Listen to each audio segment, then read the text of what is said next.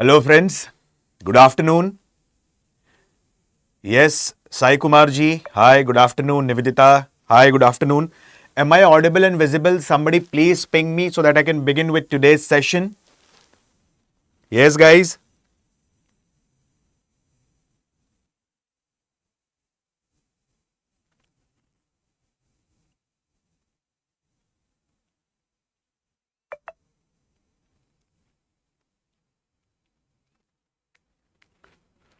Yes, guys. Am I audible and visible? Yes, Nikita, Rishi Pandey ji, everyone, good afternoon. Professor,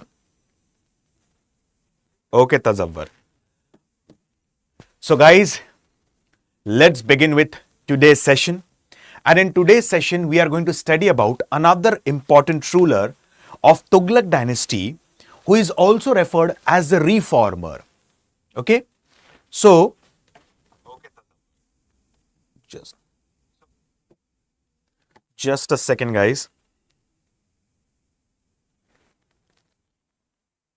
Yes, Islamic followers, I will also take a class on historiography, so don't worry about that.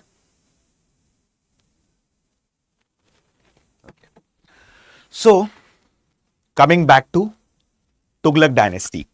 And in today's session, we are going to talk about another important person whose name is Firoz Shah Tughluq. Firoz Shah Tughluq is also referred as the reformer as per different Islamic scholars, as per different historians.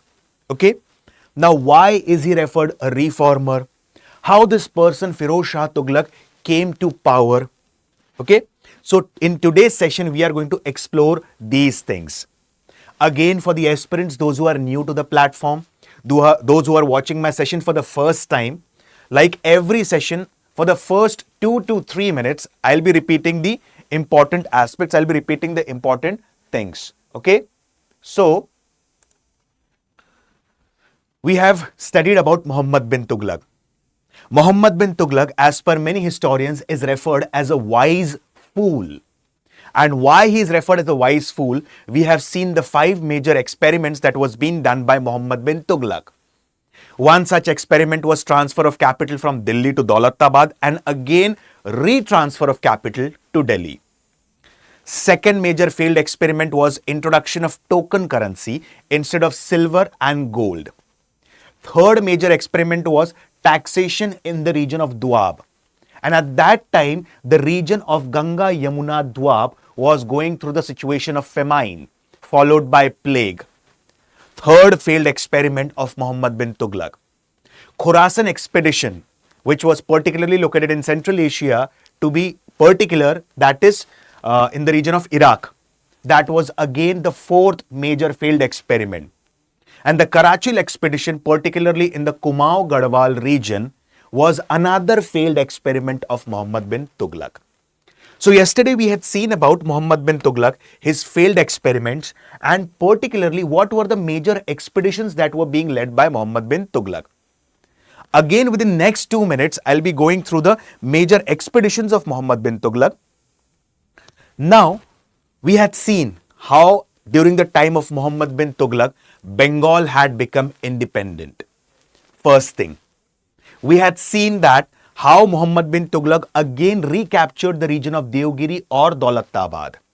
And from here onwards, he moved to the region of Gujarat. Okay?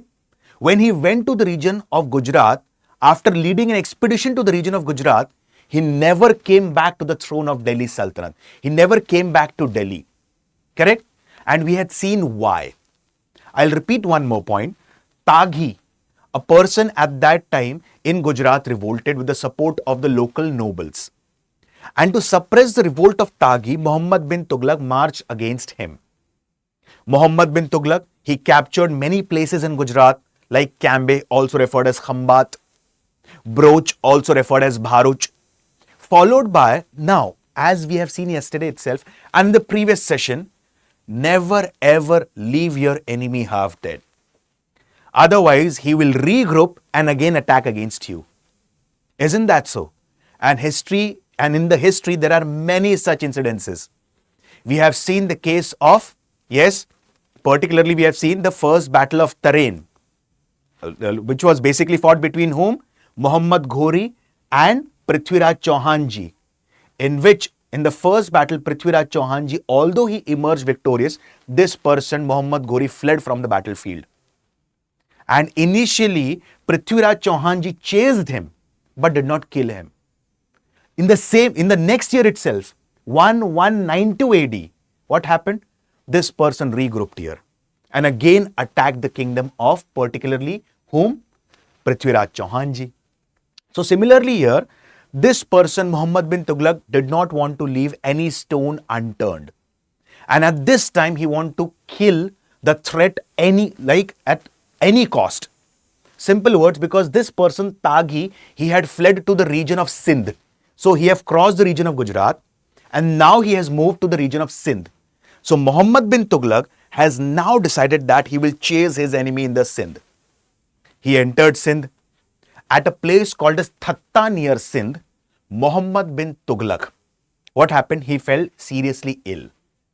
He rested for 2 to 3 days and after partial recovery, he again started his expedition in search of Taghi. Finally, he reached a place called as Gondal and here he took his last breath. Now at Thatta itself, when this person fell ill, what happened? Firoz Shah Tughluq, one of the cousins of Muhammad bin Tughlaq, was chosen as his successor by the nobles. Now there's a very interesting story. Now how Firoz Shah Tughluq came to the throne. Okay. Now let's understand about the basic introduction, like how he came to the throne. What were the major expeditions led by him, particularly the Jagannath Temple dedicated to Lord Jagannath, Balram ji, Subhadra ji, and particularly Sudarshan Chakra. Apart from this, how he led an expedition again to the Nagar court, also referred as Trigartha, how he captured Sindh. So here we will focus on these basic aspects. Okay? Hope you got the point still here. Any question, any doubt, any query? Did you understand how Muhammad bin Tughlaq died? Yes, guys?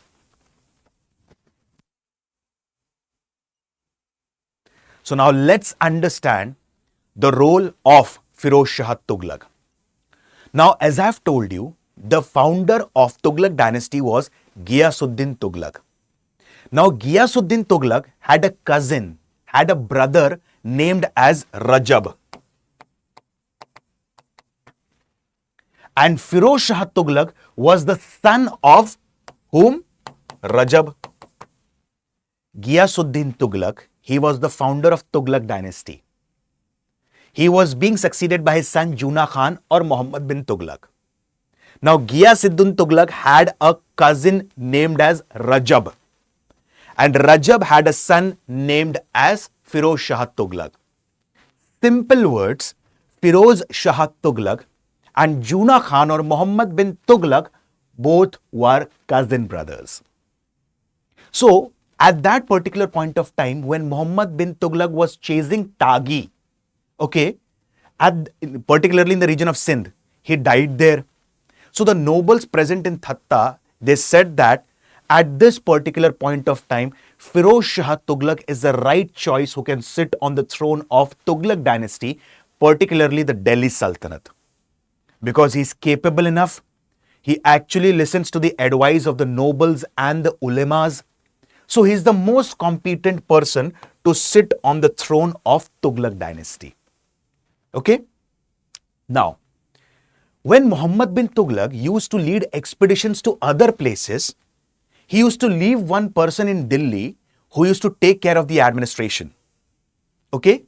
And he was one of the most trusted person of Muhammad bin Tughlaq. And his name was Khwaja-e-Jahan. Okay? Like as I have told you, Muhammad bin Tughlaq led an expedition towards Bengal. He led expeditions towards Gujarat, Devgiri, Daulatabad and so on. So who used to take care of the administration in Delhi? A very trusted person of Muhammad bin Tughlaq, whose name was Khwaja-e-Jahan, he used to take care of the administration in Delhi. Now, Khwaja-e-Jahan, he comes to know that Muhammad bin Tughlaq has died in Sindh. And when he comes to know that Muhammad bin Tughlaq has died in Sindh, he saw this as an opportunity to get the throne. So what did Khwaja Jahan do? Khwaja Jahan put a minor, a small boy on the throne merely of age 6 to 7, because he was just a puppet in the hands of Khwaja Jahan. And he said that this minor is a son of Muhammad bin Tughlaq, and Muhammad bin Tughlaq will be succeeded by his son. So Firoz Shah Tughluq at that time said, Muhammad bin Tughlaq has a son, and in that case I cannot succeed. But the nobles and ulemas, they supported Firoz Shah Tughluq. Why? Because nobles and ulemas particularly believed that this might be a plot by Khwaja Jahan to use this minor as a puppet to sit on the throne of Delhi Sultanate.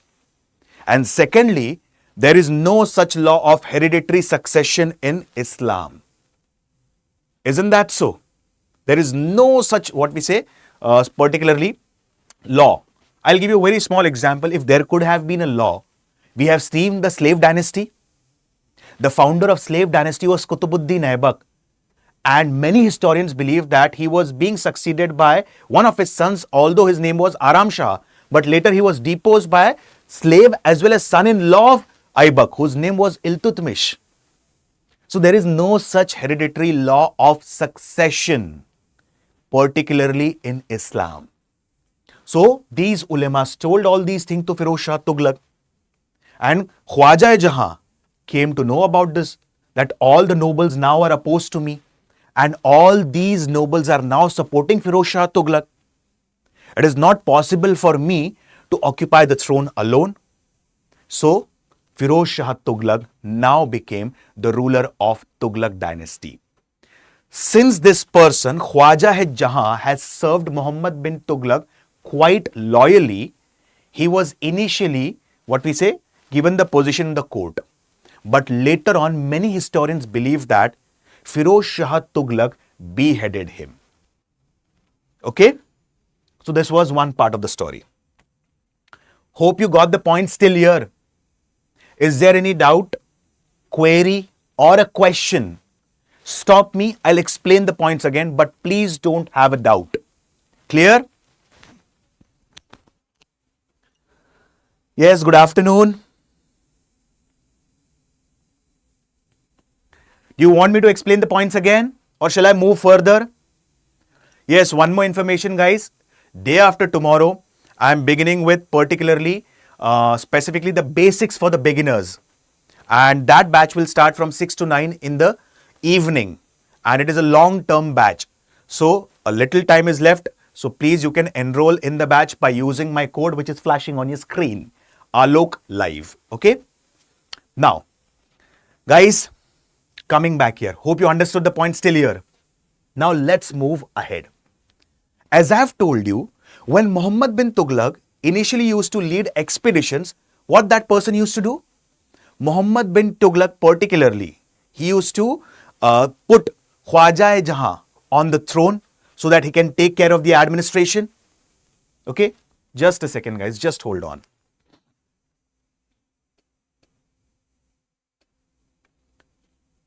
Atikur, you want me to repeat the points?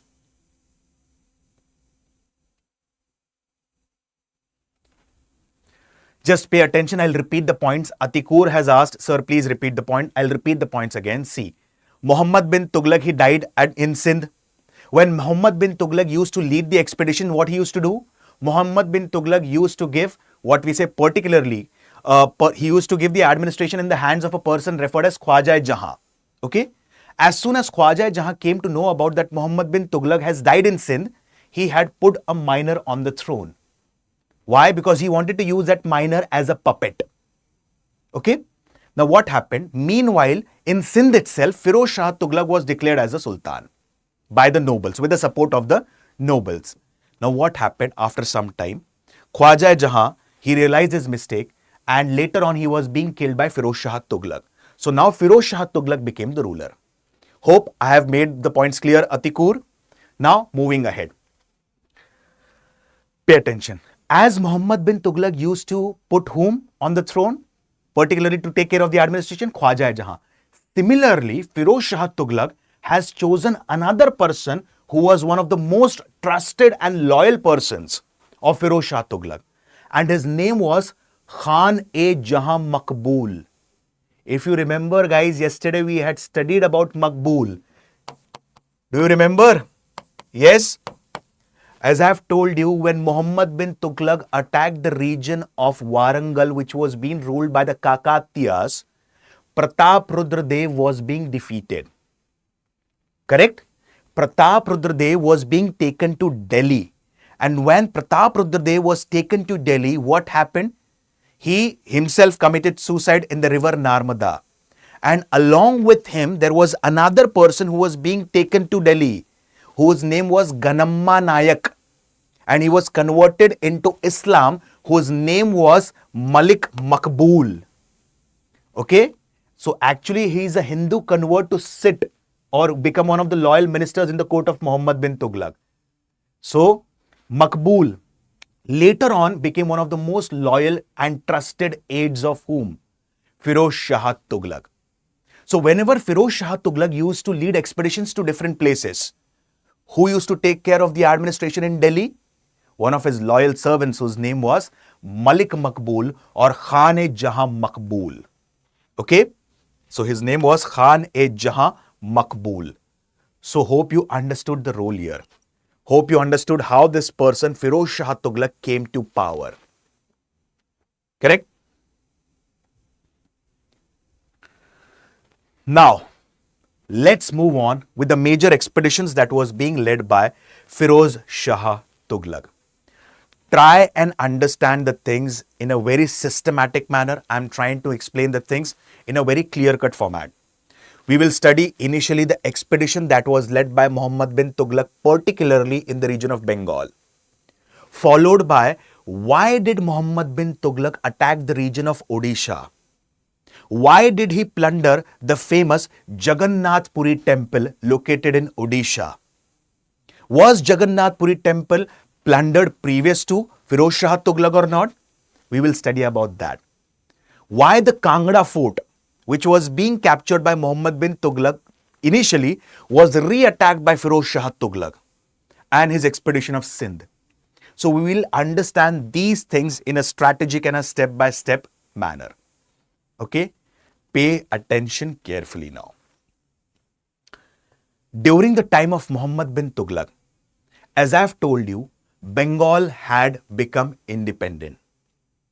Okay? It was not under the rule of Delhi Sultanate.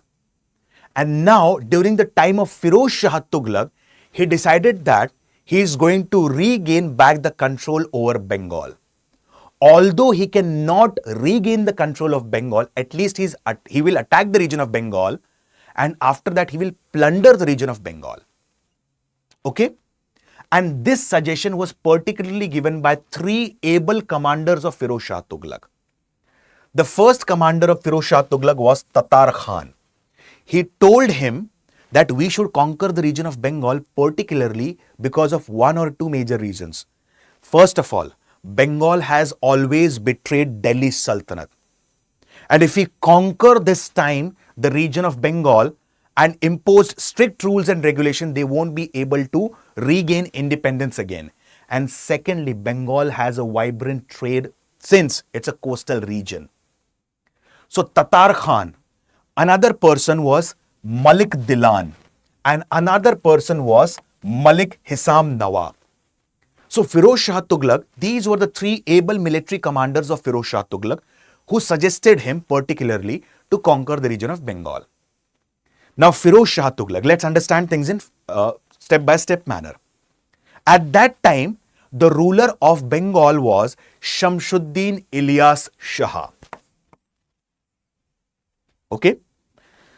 Now this person, Firoz Shah Tughlaq, he led an expedition towards Bengal. He crossed the river Kosi. Meanwhile, while crossing the river Kosi, he halted for some time at a place called as Gorakhpur in Purvanchal or eastern part of UP. The ruler of Gorakhpur meekly submitted to him and particularly also paid 20,000 tankas to the army of Firoz Shah Tughlaq. Now Firoz Shah Tughlaq, he reached on the banks of river Kosi. And this person, Shamshuddin Ilyas Shah, he was waiting for further expedition that will be led by Firoz Shah Tughluq under these three able commanders. So as soon as Tatar Khan and the other commanders crossed the river Kosi, this person fled away from his capital and reached a place called as Ikdal, the fort of Ikdal. And this fort of Ikdal had a very strategic location. It could not be captured or conquered easily. So what happened? Initially, the army of Firoz Shah Tughluq under Tatar Khan tried to capture the fort of Ikdal, but they were not successful. So what happened? They plundered the region around Bengal and went back to Delhi. Okay? Now, when he went back to Delhi, what happened? It is believed that 2 years or 3 years after the first conquest of Bengal, Firoz Shah Tughluq founded one city, and that city was referred as Hisar, which is located in present-day Haryana. Okay? After some time, he also founded a city referred as Firozabad on the banks of river Yamuna. So, place Firozabad is named after Firoz Shah Tughluq. Got the points clear?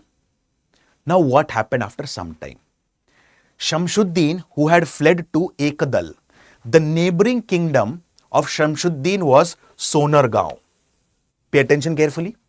The neighboring kingdom of Shamshuddin Ilyas Shah was Sonargaon. So what happened? Ilyas Shah attacked the king of Sonargaon. And the king of Sonargaon, he was being deposed. Now that king of Sonargaon had a son-in-law whose name was Zafar Khan. And Zafar Khan now went to the court of Firoz Shah Tughluq and sought his help. Against whom? Shamshuddin.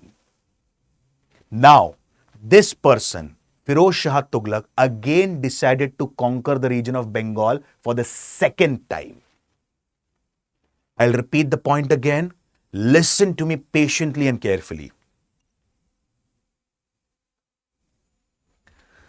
What happened? Ilyas Shah.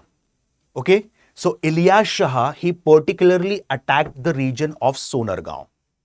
The king was deposed. The son-in-law of the king, his name was Zafar Khan. Now Zafar Khan went to the court of Firoz Shah Tughluq and sought his help. That please help me against Ilyas Shah and his expeditions. To this particularly Firoz Shah Tughluq accepted. Now, meanwhile, what happened? Shamshuddin died. Ilyas Shah died and he was succeeded by his son Sikandar Shah. And now Firoz Shah Tughluq planned an attack on Bengal under whom? Sikandar Shah. Okay. Now on the way, he halted at a particular place and he named that place as Jaunpur. Again, that place is located in Purvanchal, eastern UP. Jaunpur was named after Muhammad bin Tughlaq. How? Because the original name of Muhammad bin Tughlaq was Fakhruddin Malik Juna Khan. So here he again laid down the foundation of another important city, that is Jaunpur. Now finally he reached Bengal, and Sikandar Shah, the successor of Ilyas Shah, he submitted in front of Firoz Shah Tughluq. So this was the second invasion against Bengal led by Firoz Tughluq. Is it clear? Okay. I'll repeat the points again. Listen to me carefully. Okay. During the time of Muhammad bin Tughlaq, the region of Bengal, it had become independent. Firoz Shah Tughluq again decided to conquer the region of Bengal. And the advice was given by one of the able military commanders of Firoz Shah Tughluq, whose name was Tatar Khan. Correct? Now, at that time, the region of Bengal was ruled by Shamshuddin Ilyas Shah. Correct? So, under the able command of what we said, these three military commanders, the region of Bengal was being attacked. The person, Ilyas Shah, he fled to the fort of Ekdal. This person again went back to Delhi. Then he laid down the foundation of a city called as Hisar in Haryana. He laid down the foundation of another important city referred as Firozabad on the banks of river Yamuna. Few years later, Ilyas Shah, he attacked the neighboring kingdom of Sonargaon. At that time, the ruler of Sonargaon had a son-in-law whose name was Zafar Khan. He sought help from Firoz Shah Tughluq. Firoz Shah Tughluq again attacked Bengal, but this time Sikandar Shah had died and was succeeded by his son. Sorry, this time Ilyas Shah had died and was succeeded by his son Sikandar Shah. So FST, Firoz Shah Tughluq, attacked the son of Ilyas Shah, Sikandar Shah. There was a treaty, and at this time again Bengal was being conquered for the second time by Firoz Shah Tughluq. Hope the point is clear. Okay?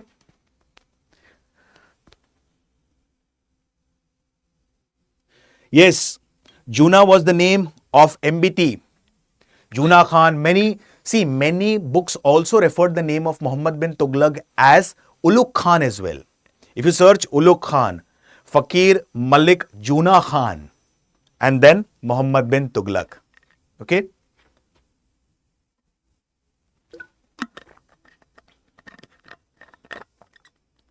Yes, Professor Harry, there were many places that were being, there were many cities that were being established by this person, Firoz Shah Tughluq. Many historians believe that he had established more than 200 towns and cities. More than 200 towns and cities.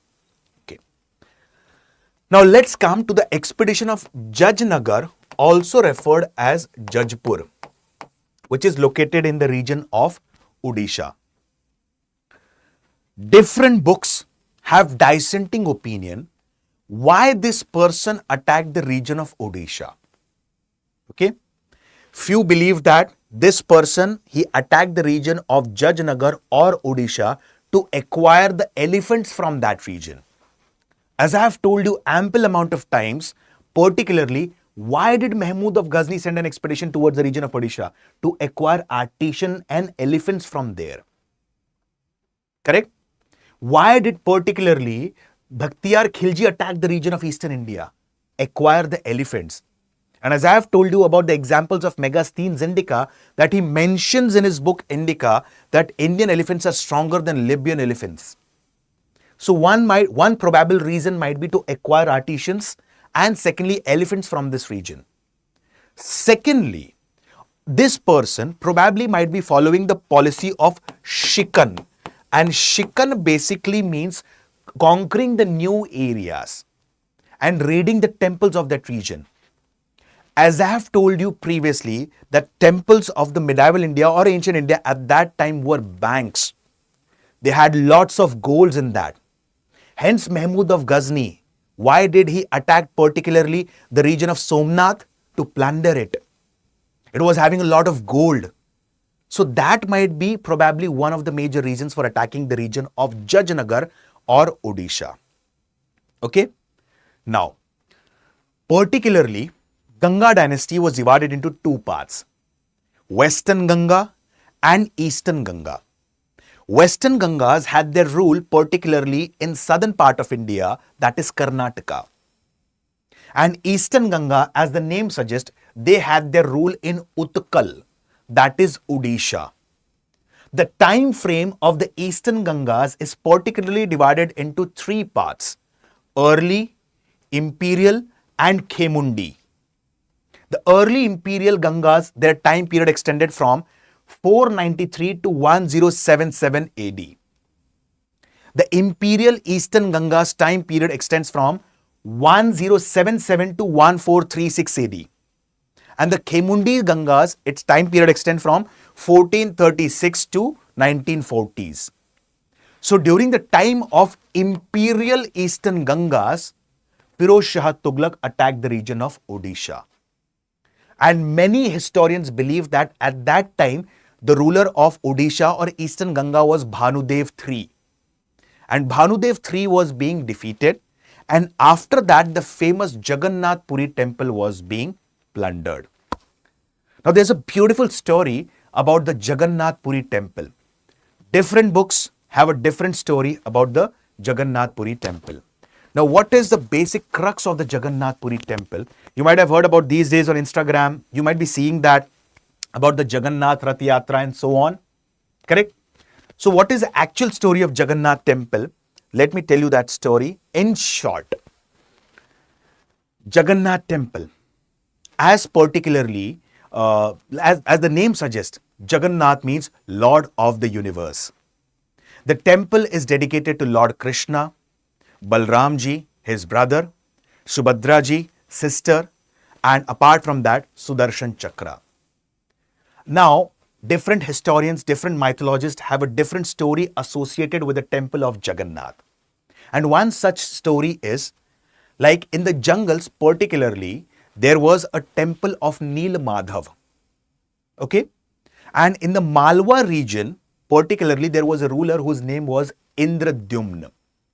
Now, Indradyumna, he was a devotee of Lord Narayan or Lord Vishnu. And continuously, he used to get a dream. He used to get a dream of a temple, which is located particularly in the eastern part of India. And he wanted to get the idol of Nil Madhav in the Malwa region. Okay, in the Malwa country. So what happened? He sent one of the Brahmins, whose name was Vidyapati, to go to that region, inquire about the idol of Nil Madhav. Initially, this Brahmin was not successful in getting the idol of Nil Madhav because it was worshipped by the people in the local areas, in the jungle. It was being worshipped by the tribes of that jungle. Okay, many believe that it was a Shavri tribe. Now, this person, this Brahmin, he had a plan. He married the daughter of a local chieftain whose name was Lalita. And after marrying her, he put his aspirations in front of her that at least once I want to take the darshan of Nil Madhav. She said, it's okay, I'll ask my father about it. But there's one condition, you won't be taking this idol to any other place. He said, okay. Now, the local chieftain had put one condition in front of that Brahmin. And that condition was, when we will take you to the temple, your eyes would be covered by a cloth, so that you will not be able to see the way to the temple of Nil Madhav. He said, okay, I don't have any issue. But this Brahmin, he was a very intelligent and smart personality. What did he do? In his fist, he carried certain mustard seeds. And throughout his way, what happened? He used to drop these seeds. He reached there, he saw the idol of Nil Madhav and he was very much attracted towards that idol. And he paid his respect to the idol and came back. Now he went to meet the ruler, Indradyumna, and said that I actually know the place. Okay. He said, how do you come to know the place? When I was going to that place, I started dropping the mustard seeds on the way. And when I came back, I actually saw all the mustard seeds. And through that, I can reach that place. He said, okay. Now, Indradyumna, he goes to see the idol of Nil Madhav. But as he goes there, he cannot see the idol. Every day, he gets a dream of Lord Narayan. So particularly, one fine day, he gets a dream of a wooden log. And sage Narad visits him in the dream and says that you collect the wooden log from the shores of the sea. After collecting that, you can make an idol of Lord Jagannath from that. He collected that log. After collecting the wooden log, he called many sculptors, but nobody could make the idol of Jagannath ji. Finally, Vishwakarma, he came in. He put one condition in front of Indradyumna, that for the next 21 days, when I will be making the idol of Lord Jagannath, nobody is going to disturb me. He said, okay. Now what happened? Since he was making the idol of Lord Jagannath, Subhadraji, and particularly Balramji, so there used to be certain noise in that room. But from the 15th day, the noise stopped. But Vishwakarma had told him that nobody can come in till 21 days. But on the insistence of Queen, on 17th day, the king Indradyumna opened the door. And when he opened the door, he saw 3 idols, 3 half-made idols. And Vishwakarma had disappeared. And that is the story of Jagannath Puri temple. You can observe that statue of Lord Shiva, statue of Lord Krishna ji, Jagannath ji, Balram ji, and Subhadra ji. These are half-made idols. Correct? So that was a basic history of the Jagannath Puri temple. So this person, he attacked the Jagannath Puri temple, and prior to this, there were many people who attacked the Jagannath Puri temple. I'll give you one of the finest example. There is a book referred as temple chronicle, Madal Panji. And in that book, it has been mentioned that there were many invaders who have also attacked the region of Jagannath Puri previously as well. The first Muslim ruler who attacked the region of Jagannath Puri was Raktabahu. Okay, it was approximately around 12th century. And the deities were shifted to a safe place, and that safe place was referred as Diyanbhar. For the second time, it was attacked by Ilyas Shah, the Sultan of Bengal that we saw previously. Okay, and it was at the time of Narsingh Dev III. He was a ruler of Odisha, Eastern Ganga dynasty at that time. Now, Firoz Shah Tughluq attacks it in 1360, and the ruler was Bhanudev III. Later on, around 1500s, it was being attacked by Ismail Ghazi. So, prior to the plunder of Firoz Shah Tughluq, there were many other invaders also who had attacked the temple of Jagannath Puri. Hope you understood the, what we say, Odisha or Jajnagar expedition of Firoz Shah Tughluq. Yes, guys.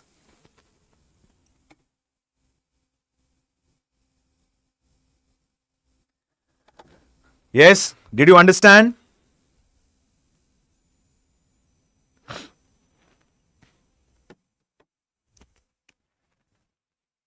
Now let's move on with another important expedition led by Firoz Shah Tughluq, and that was the expedition of Nagarkot. Okay. As we had seen yesterday itself, during the time of Muhammad bin Tughlaq, the region of Nagarkot was also being attacked. Nisha, deities means the god. Okay. It was attacked during the time of Muhammad bin Tughlaq. Nagarkot is also referred as Bhimkot. We had seen this yesterday. It is also referred as Trigartha. Trigartha because of three rivers, Ravi, Satluj and Byas. And the kingdom of Trigartha or the region of Nagarkot finds mention in Mahabharat, Puran, Rajat Rangini of Kalhan, Panini's Ashtadhyayi and different other texts. Now, Muhammad bin Tughlaq, he had captured the region of Nagarkot during the time of the ruler Prithvi Chand. Okay. But after some time, after the death of Muhammad bin Tughlaq, there was a complete chaotic situation. And taking advantage of this chaotic situation, the fort of Nagarkot was again regained by the Hindu dynasty. Got it? After some time, there was a ruler referred as Rup Chand. Now, Rup Chand, he used to plunder the areas around Delhi. And since he used to plunder the plain areas around Delhi, Firoz Shah Tughluq now thinks that it is necessary to teach Rup Chand a lesson. So, for the second time, he attacks the fort of Nagarkot. Many historians believe that it took approximately around 6 months to capture the fort of Nagarkot or Bhimkot for Firoz Shah Tughluq and his army. Finally, the fort of Nagarkot was being captured, and there's a famous temple in Nagarkot, and that temple is referred as Jwalamukhi Temple. In Jwalamukhi Temple, there were more than 1300 Sanskrit manuscripts. Firoz Shah Tughluq, particularly, he collected these 1300 manuscripts and asked one of the contemporary historians at that time, whose name was Ariz Uddin Khan, to translate them into Persian. And the translated version of these manuscripts that were collected from Jwalamukhi Temple were referred as Dalele Firoz Shahi. Hope the point is clear. I'll repeat the points again within short. Pay attention carefully. Initially, so Nagarkot is also referred as Bhimkot or Trigartha. Trigartha finds mention in Mahabharat, Puran, Panini's Ashtadhyayi, Rajat Rangini of Kalhan and many other sources. Muhammad bin Tughlaq captured the fort of Nagarkot during the time of Prithvi Chand. After some time, Rup Chand gained the control over the Nagarkot fort. Now, Rup Chand started raiding the territories in the plain areas around Delhi. So what happened particularly? Now this person, Firoz Shah Tughluq, now he thinks that it is necessary to teach Rup Chand a lesson. So he attacked the region of Nagarkot. Now, after attacking the region of Nagarkot, particularly, initially it took 6 months to conquer that fort, but finally he conquered the fort after 6 months. There is a temple referred as Jwalamukhi Temple in the Nagarkot premises. And the temple had 1300 manuscripts, particularly Sanskrit manuscripts. These were being collected by Firoz Shah Tughluq and later translated into Persian. The Persian version of these manuscripts are referred as Dalil-e-Firoz Shahi. Hope the points are clear. Correct? Now moving on with another part, that is Sindh. The last one.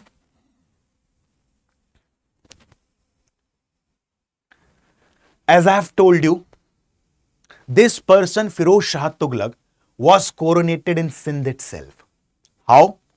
Muhammad bin Tughlaq passed away, and the nobles and the ulemas chose Firoz Shah Tughluq as the next successor in Sindh itself. So what happened? As I have told you, Taghi, he had ran away in the region of Sindh, but he was not caught. So it might be a probability, it might be a possibility that Taghi might have went to Jambamnia. Who was Jambamnia? Jambamnia was the ruler of Sindh. And with the help of Jambamnia, he might be planning to attack Delhi Sultanate. Okay? It's just a possibility. And Firoz Shah Tughluq wanted to clear this threat once and for all.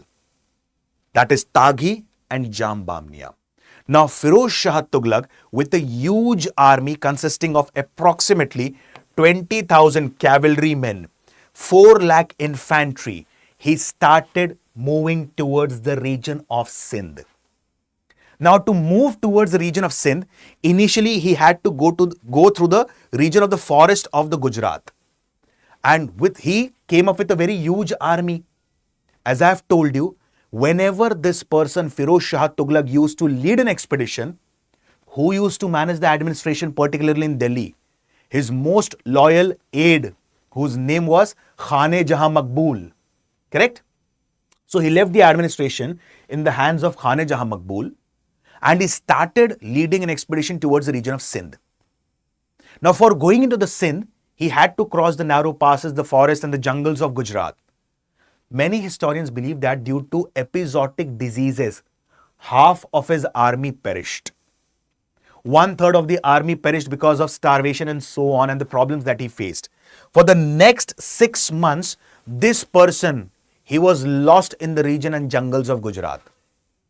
And everyone in Delhi, they thought that probably this person, Firoz Shah Tughluq, has died at the hands of Jambamnia, who was the ruler of Sindh. But Khane-Jahan Maqbool, he came up with auxiliary forces in search of his master Firoz Shah Tughluq. And Firoz Shah Tughluq have never thought of such a loyal person. He came up with an auxiliary force. He founded his master in the jungles of Gujarat. And after finding him, then they led an expedition towards the region of Sindh. And finally, Jambamnia was being defeated and Sindh was being captured. So that was one of the major expeditions led by Firoz Shah Tughluq, particularly in the region of Sindh. Hope you understood how this person, Firoz Shah Tughluq, came to power. Hope you understood particularly about how this person, what we say, led different expeditions, particularly Bengal, Jajnagar, Jajpur or Odisha, the Nagarkot fort, also referred as Bhimkot or Trigarta, and the expedition of Sindh. Is it clear? Yes, my friends?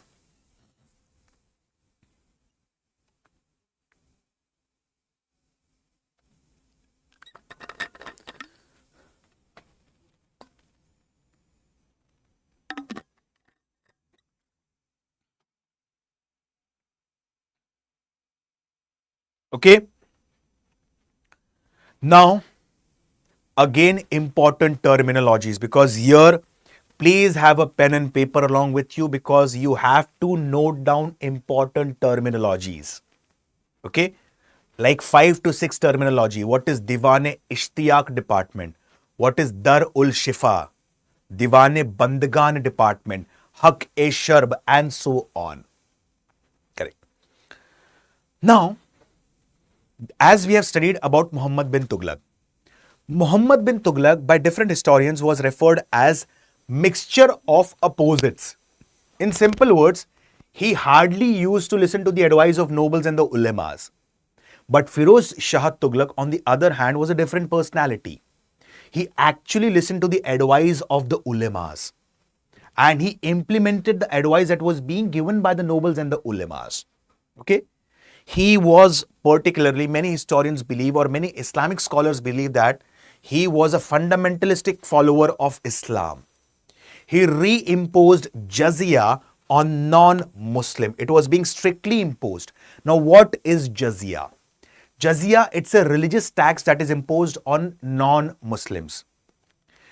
Many historians believe that jizya was not imposed particularly on beggars, women, children and old age people. So it's a religious tax that was particularly being imposed on non-Islamic followers. Apart from this, it is believed that there was a Brahmin who questioned one of the ayats of the Quran. And to teach a lesson to that Brahmin, he was being openly burnt by Firoz Shah Tughluq. Now, as I have told you, Ghiyasuddin Tughlaq took many steps, particularly for the welfare of the peasants and whom? For the welfare of the cultivators. So he initiated the canal irrigation system. Correct? He was being succeeded by his son Muhammad bin Tughlaq, who created a separate department of agriculture referred as Diwan-e-Kohi. A separate department of agriculture created by Muhammad bin Tughlaq. Now, Firoz Shah Tughluq again took certain steps for the development of peasants and cultivators. What did he do? It is believed that as per historian Farishta, more than 800 canals were being made by Firoz Shah Tughluq for the welfare of the peasants. Okay? More than particularly 800 canals. I'll tell you the names of the few canals. Like Sirsa to Hansi, Satluj to Hansi, longest canal approximately around 200 kilometers. Another Yamuna to Hissar, which was later being repaired by the Mughal dynasty ruler Akbar. Then comes particularly, there are different canals that was being constructed by him. And there's a Persian word for canals which is referred as Rajwah. So please remember this terminology, Rajwah. So what is Rajwah? Rajwah are canals. Got the points? Many historians also believe that apart from the normal agriculture, this person, Firoz Shah Tughluq, also supported horticultural practices. How? Specifically, there were more than 1200 gardens that was being created around the region of Delhi, particularly during the time of Firoz Shah Tughluq. He had more than 180,000 slaves. And these slaves were being employed in different karkhanas. So there was a separate department of slave which was referred as Diwan-e-Bandagan department. Okay? As we have discussed earlier in Ghiyasuddin Tughlaq's time, that to attract the nobles towards him, so that the nobles will maintain loyalty towards him, what did Ghiyasuddin Tughlaq do? He paid them well. He increased their salary. This was a step taken by Ghiyasuddin Tughlaq. Correct? What did this person do? So that there shouldn't be any kind of corruption or embezzlement, Firoz Shah Tughluq, he started another important department which is called as Diwan-e-Ishtiyaq department or pension department. Okay? Please do not get confused. First department, as I've told you, he created was Diwan-e-Bandagan department. And this Diwan-e-Bandagan department, it was related to slaves. As I've told you, he had more than 180,000 slaves. Second major department that he created was Diwan-e-Ishtiyaq department. And Ishtiyaq department was related to pension. Okay? Many historians believe that why he is referred as a reformer? Because whatever money was accrued from the subjects in the form of taxes, he used to spend that money for the welfare of the people. How? He had constructed many hospitals And the treatment in this hospital was completely free of cost. And these hospitals were referred as Dar-ul-Shifa or Shifa Khana. Shifa Khana. Okay. So Darul Shifa or Shifa Khana was the free hospital service. Apart from this, he used to also give liberal donations to the poor people. How? Like for example, if there's a person who have many daughters and he does not have money for their marriage, he used to give money for their marriages. So he had started another department which was referred as charity department. And that department was referred as Diwane Khairat department. Khairat basically means charity. Correct? So specifically saying, particularly, there are different departments that are credited to whom? Firoz Shah Tughluq. First, he promoted the canal irrigation. One more thing, as the word irrigation has come, now the people, like the peasants, had to pay the taxes to the government. Okay? But those people who have taken the government help in the form of irrigation, they had to pay additional tax. And that tax was referred as irrigation cess. And irrigation cess is Haq-e-Sharb.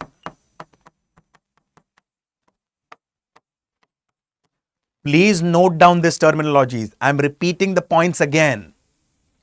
The peasants, the cultivators, the farmers had to pay the taxes. But those farmers who have taken the help of the government in the form of irrigation facilities, they had to pay an additional cess. They had to pay an additional tax. And that additional tax was referred as Haq-e-Sharb.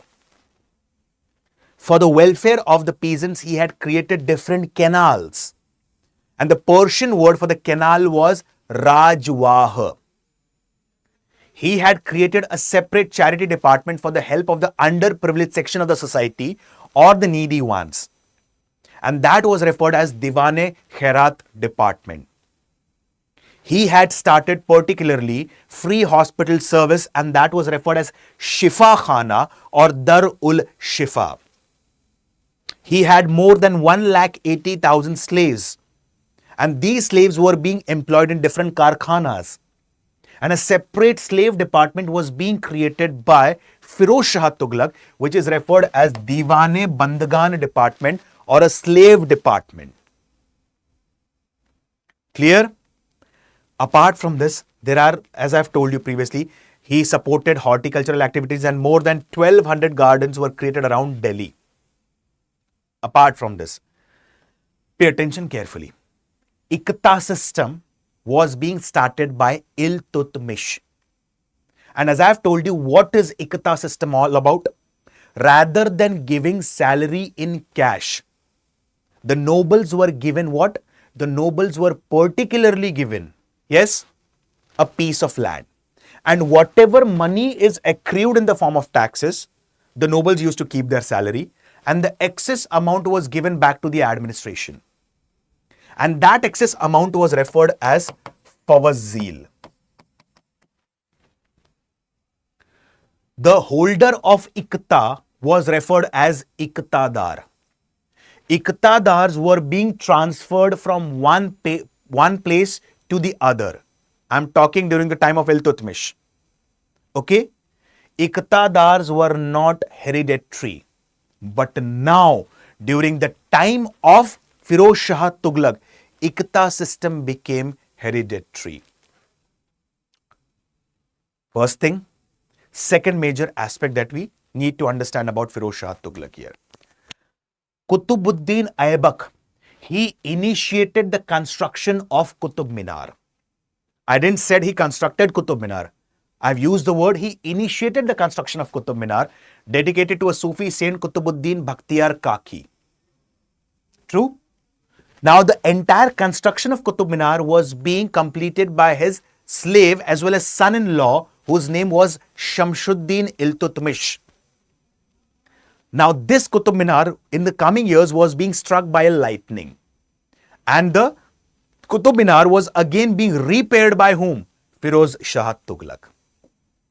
Two Ashokan pillars, one from Sopara, one from Topara and other from Meerut, was brought to Delhi during the time of Firoz Shah Tughluq. Apart from this, Firoz Shah Tughluq wrote a book called as Futuhat-e Firoz Shahi. He established many cities. As I've given you example, he established the city of Fatehabad. He established the city of Firozabad on the banks of river Yamuna. He established the city of Jaunpur, located in eastern part of UP or Purvanchal. Another important city established by him was Hisar, located in Haryana. So these were the major steps taken by whom? Firoz Shah Tughluq. Hope you understood. Nivedita, Diwane-Ishtiyaq department is related to pensions. I'll repeat the point. Please note down. Yes, guys, it's an important one. I'll repeat the departments. Diwane-Bandagan, it's a slave department. Then comes Diwane-Ishtiyaq, it's a pensions department. Dar-ul-Shifa or Shifa Khana is the hospital service. Diwane-Khairat, Diwane-Khairat particularly is a charity department. Then comes particularly Haq-e-Sharb. It is a irrigation cess or irrigation tax. Clear?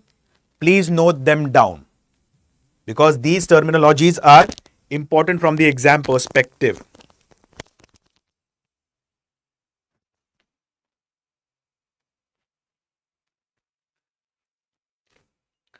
Last days of Sultan, they were not peaceful. Why? Because one of his favorite sons, Fateh Khan, he had died. So he appointed his another son as his successor. And his name was particularly Muhammad Khan. Muhammad Khan was a weak successor.